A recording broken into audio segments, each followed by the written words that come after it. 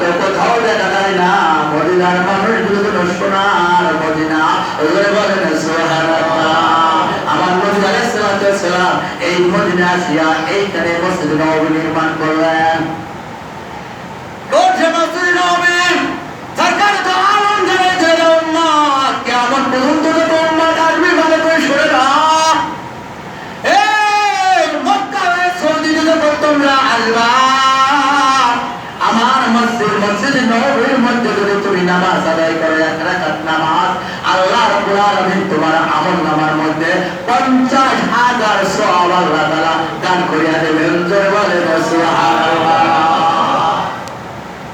50,000 রাকাতের সওয়াব আল্লাহ রাব্বুল আলামিন দান করবেন।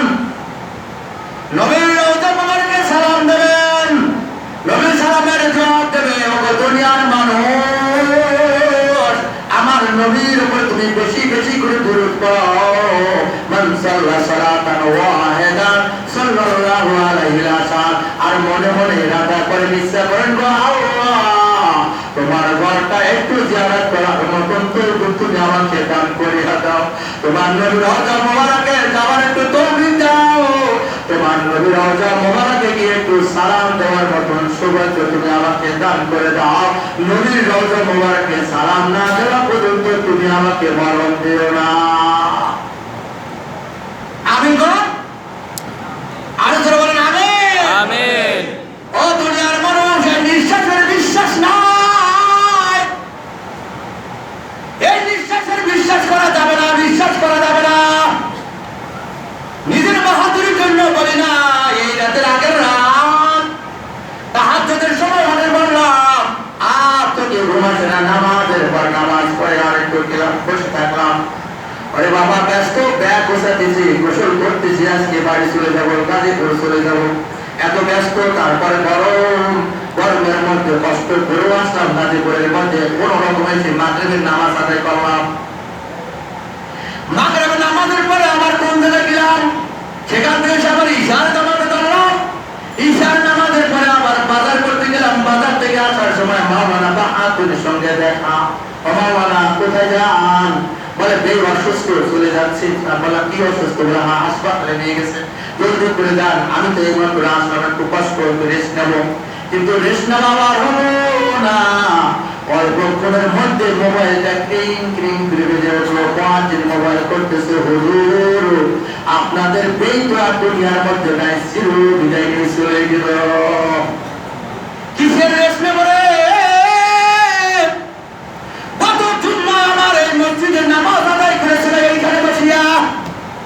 ওগো দুনিয়ার মানুষ, এমন একজন আলেম আমি পেয়েছিলাম, আমার এই সম্পর্কে এই লাগে পুলিশের মসজিদের ইমাম ছিল মাওলানা জহিরুল ইসলাম।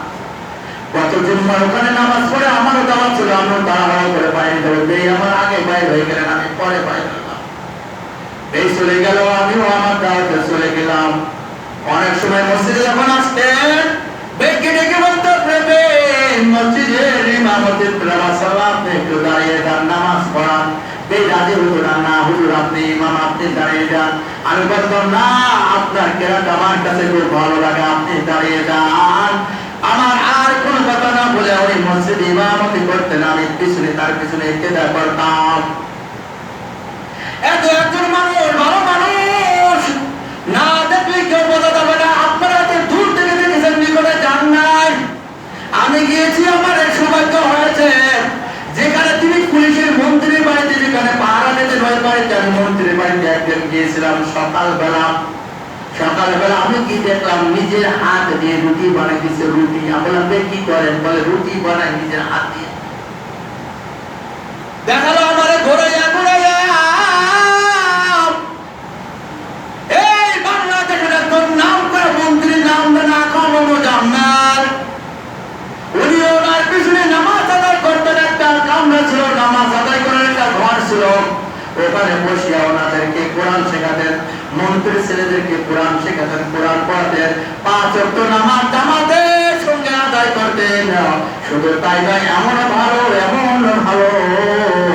যেটা তার আচরণের ব্যবহারের কথাবার্তা, যতদিন আমাদের সঙ্গে ওঠা বসা করছে, কোনো দিন থেকে তার থেকে আমরা একমাত্র কোনো কঠিন বা কোনো কঠোর ভাষা আমরা শুনি নাই।